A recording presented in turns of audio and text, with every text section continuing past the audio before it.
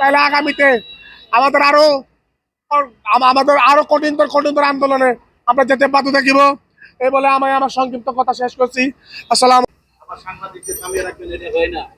প্রশাসনকে বলবো দ্রুত আইনি ব্যবস্থা নেন এবং মামলাতে যারা অজ্ঞাত আছে তাদের বিরুদ্ধে ব্যবস্থা নেন। 5ই আগস্টের পর দেখা যাচ্ছে সাংবাদিকরা নির্যাতিত হচ্ছে। আমরা এই নির্যাতিত সাংবাদিকের পক্ষে দাঁড়িয়েছি আজকে এই মানববন্ধনে।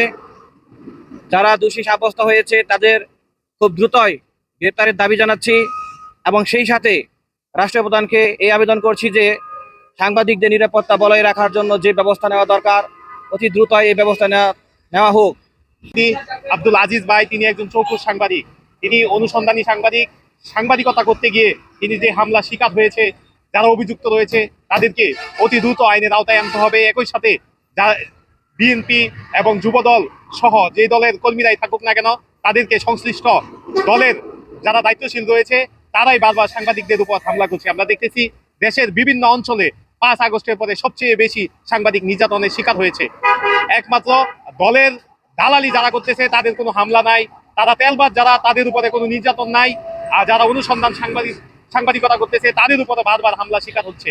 আমরা চাই বর্তমান যে প্রধানমন্ত্রী তারেক রহমান রয়েছে তিনি খুব শীঘ্রই সাংবাদিকদের পাশে দাঁড়াবে এবং নতুন করে দেশের কোথাও, শুধুমাত্র জয়দেবপুর না, দেশের কোথাও যেন আর সাংবাদিকরা নির্যাতনের শিকার না হয় সে বিষয়ে তিনি যথাযথ আইনি পদক্ষেপ গ্রহণ করবেন।